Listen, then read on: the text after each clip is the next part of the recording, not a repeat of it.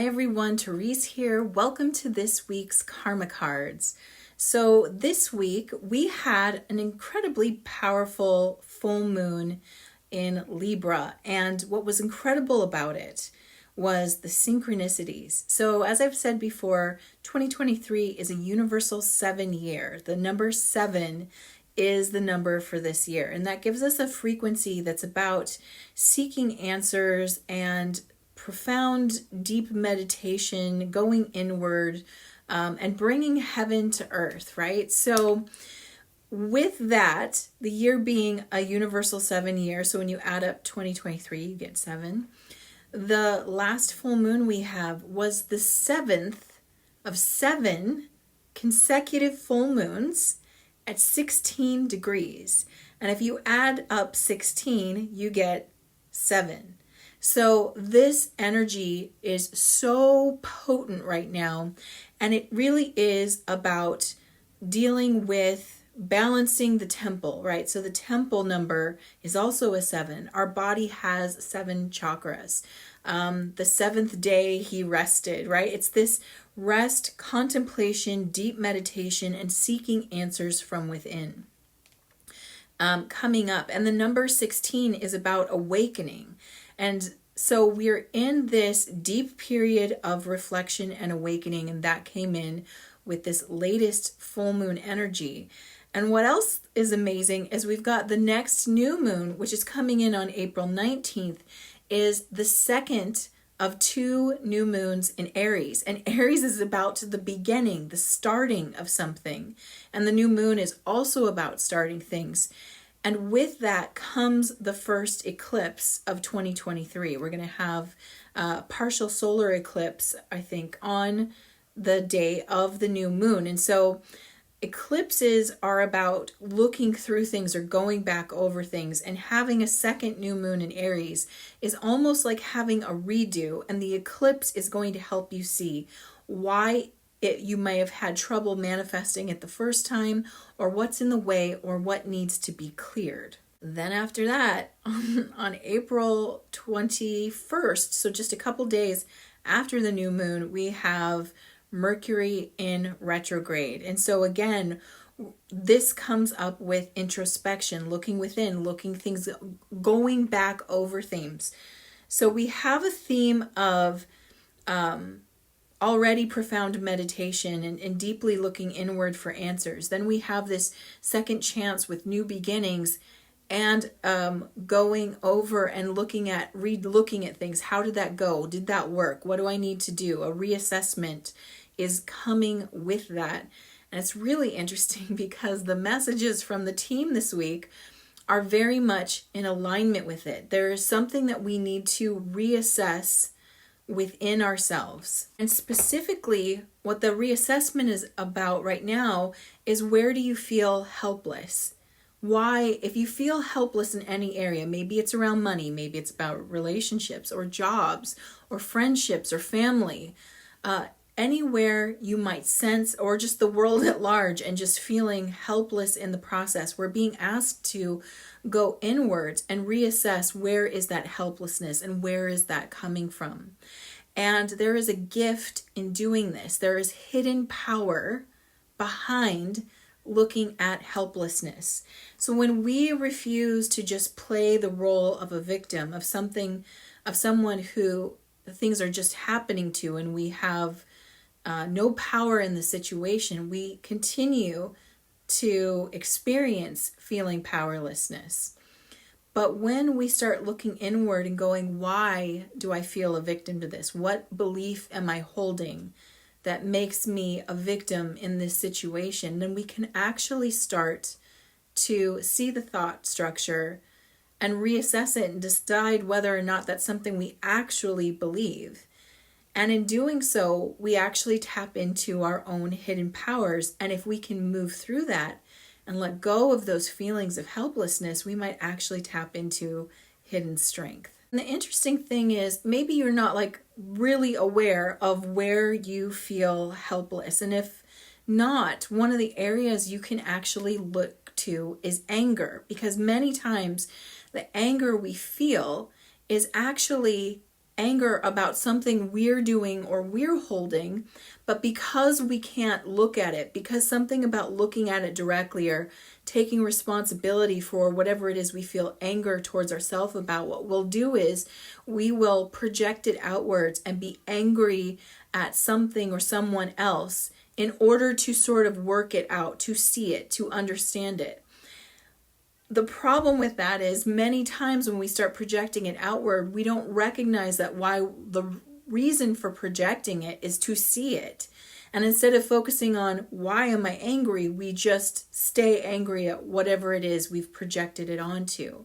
So in this period of time, we're being asked to follow the thread of that anger and follow it back and say, why does this anger me? What is it about that? For example, if let's say you are angry with a friend because they're inconsistent with you, they make plans and break them all the time, and that really upsets you, it feels really disrespectful. And then if you actually look at why does that anger me, you might find it's the disrespect that really angers you.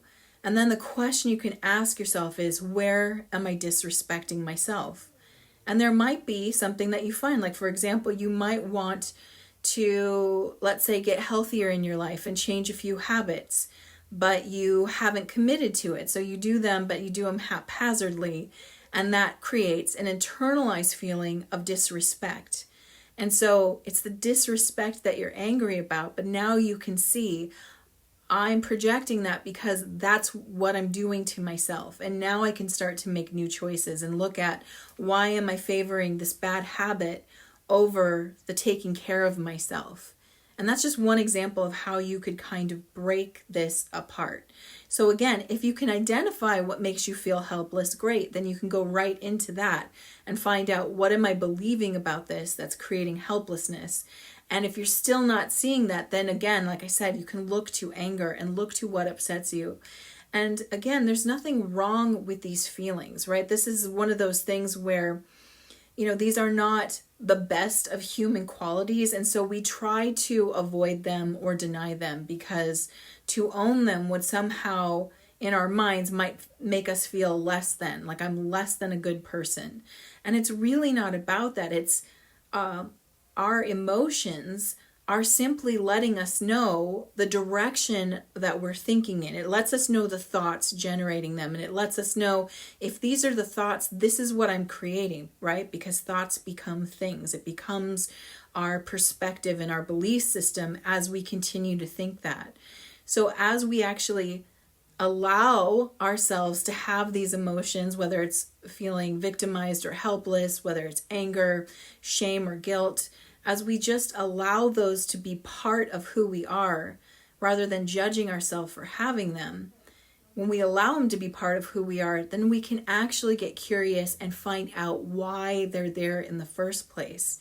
And our feelings really aren't meant to be so static. They're not meant to really stay locked in. And so if you find that you're locked into feelings of anger, or you're locked into helplessness, or guilt or shame, what you can find out about that is that there is a repeating pattern of thinking behind that. There is this through line thinking that we keep returning back to, that keeps reinflaming those emotions. Just like if you were to continually, eat something that created inflammation in your body, if you continue to eat the thing that creates inflammation, you're going to keep re-experiencing inflammation in the body. It's very much the same with thinking and feelings. The more we repeat the thoughts, the more we get locked into a certain feeling state. And so our job this week, if we choose to accept it, is to go inward and figure out what's behind this emotion, whether it's helplessness or anger, and how can I identify the thoughts that keep me locked in this place. Once we let them go, something new, it's like we're setting a part of ourselves free. Something can show itself to us that maybe we didn't realize was there in the first place. Maybe it's a type of serenity or peace. Maybe it's a strength. The only way we're going to know is if we go in and meet these parts of ourselves and get curious about what they're trying to say. And with that, let's do this week's karma cards. So I have 3 decks of cards. I've got planets, signs of the zodiac, and the houses of astrology. And I've already asked my team, what is the message you have for us this week? And I get 2 sets of answers. I have a set in red, which are action related, and a set in blue, which are outcome related. And the way that you play is you tune in with that beautiful intuition of yours and feel, what do you need this week? Are you looking for the actions that are most aligned for this week? Or are you looking for outcomes, how things resolve? And of course, you can always choose both. While you're choosing, let me tell you the timing for this reading. This reading is for April 6th through April 13th. And the flavor of this reading, we've got Jupiter, always a good one to get. Jupiter is all about expansion, abundance, good luck.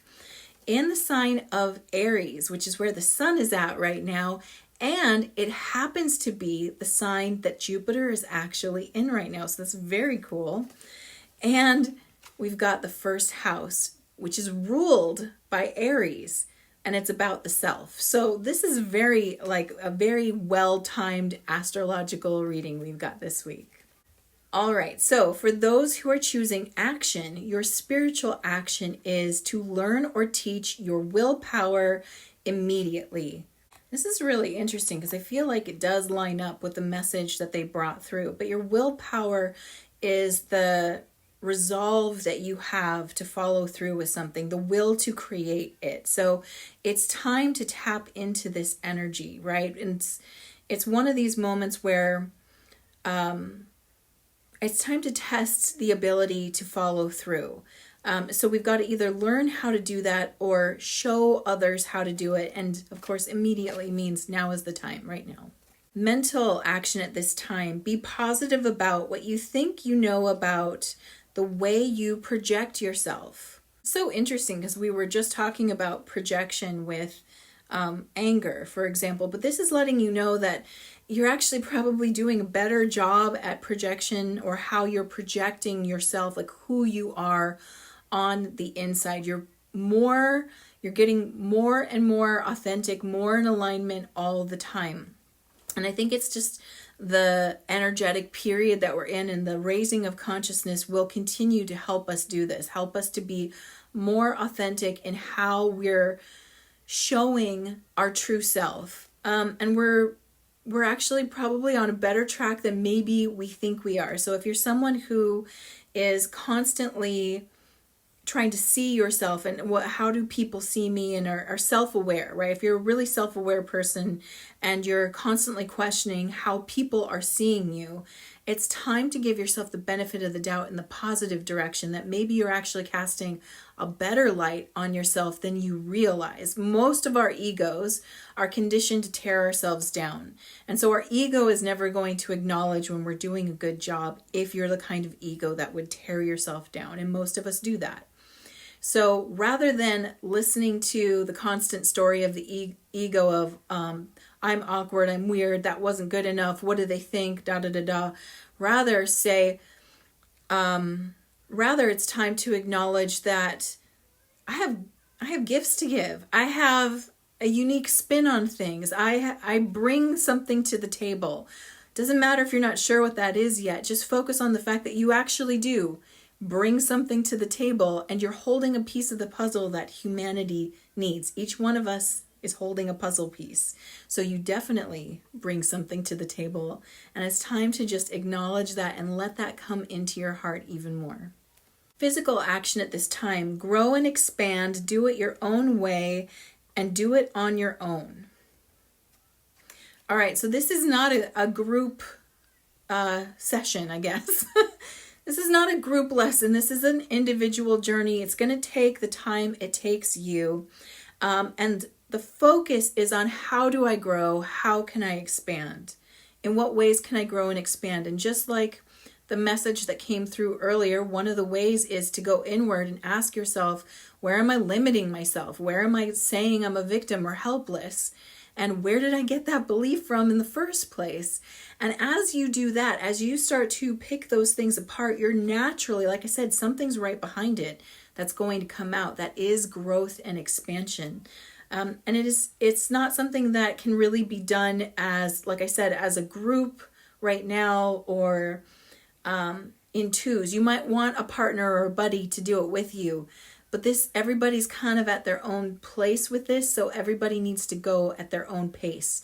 Some of us have been doing that for a while, so you're probably going to be picking up the pace and doing it quickly. Other people are also doing it and also feeling called to do it, but might have to go at a slower pace than you. So again, it's not that I get that people feel competitive. I get that people are comparing. They're like, am I going fast enough? Am I getting it right or quickly? Or where's everybody else at? Don't worry about that, because again, in some places people excel quickly. In other places, people need to really take their time and comb over the area. Everybody's going to do it in their own time, and everyone's journey and how they do it is the perfect time. All right, so now let's look at outcomes for Jupiter in Aries in the first house of self-expression. Your spiritual outcome is the granting of energies to meet the challenge of who you are.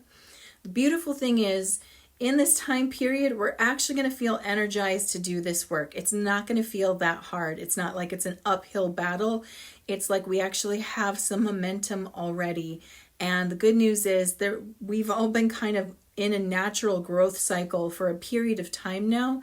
So we actually have a little juice behind us, which is really good news. Mental outcome at this time: blessings from your desires regarding your desires.